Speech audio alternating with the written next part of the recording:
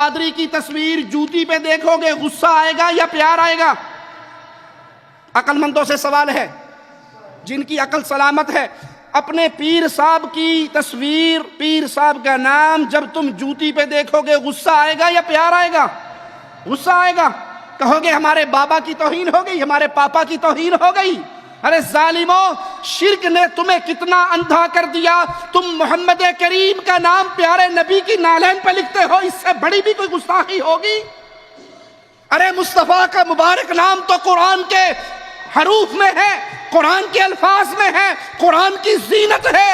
جس نبی کا نام قرآن کی زینت تھا، تم نے اس نبی کے نام کو اٹھا کر جوتی کی زینت بنا دیا، اور ابھی ابلیس کا فتویٰ اس پہ لگاتے ہو جو تمہارے طرح کی بے غیرتی نہیں کرتا۔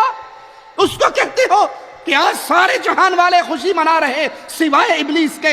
ابلیس نبی کی وفات پہ خوش ہوتا ہے، ابو بکر غمگین ہے، عمر غمگین ہے، عثمان غمگین ہے، علی غمگین ہے، حسن غم میں ہے، حسین غم میں ہے، عائشہ غم میں ہے، حفصہ غم میں ہے، بلال غم میں ہے، فاطمہ غم میں ہے۔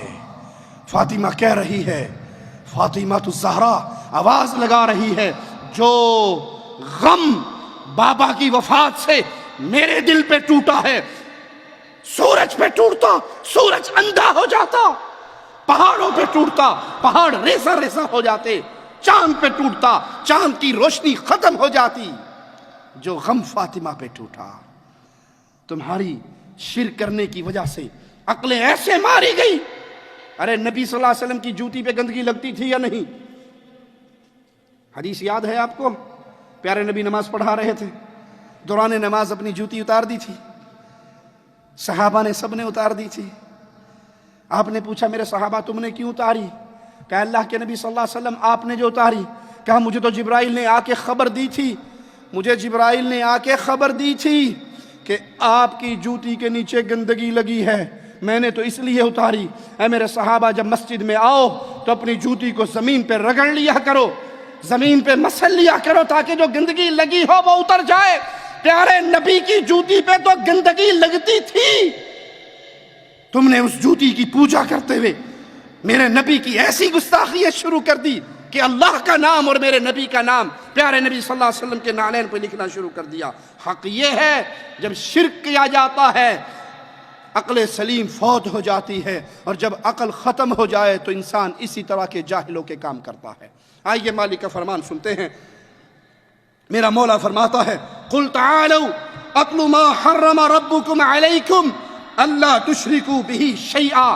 پیارے نبی صلی اللہ علیہ وسلم اعلان کر کے ان کو سنا دیجئے، آؤ میں تمہیں وہ کام پڑھ پڑھ کے سناؤں جو تمہارے رب نے تم پہ حرام کر دیے ہیں، اور ان کاموں میں سے ایک کام یہ ہے کہ اللہ کے ساتھ، اپنے رب کے ساتھ کسی کو شریک نہ بنانا، اللہ کے ساتھ کسی کو اس کا پارٹنر نہ بنانا۔ اللہ سے دعا ہے اللہ ہمارے گناہوں کو معاف فرمائے، اللہ ہماری خطاؤں کو معاف فرمائے، اللہ ہماری سیاہکاریوں کو معاف فرمائے، اللہ ہمیں ایمان پہ باقی رکھے، اللہ ہمیں توحید پہ باقی رکھے، اللہ ہمیں غیرت ایمانی پہ باقی رکھے، اللہ ہمیں اس ایمان کا، اس توحید کا غیرت مند سپاہی بنائے، اور ہماری زندگی گزرے اسی لا الہ الا اللہ کے پیغام کو نشر کرتے ہوئے گزرے۔ اس پیغام کے لیے اپنی جان، اپنا مال، اپنی قوتیں، اپنی زبانیں، اپنی ایک ایک صلاحیت صرف کرنے کی توفیق عطا فرمائے۔ اقول قولی ھذا واستغفر اللہ لی ولکم ولسائر المسلمین فاستغفروہ انہ ھو الغفور الرحیم۔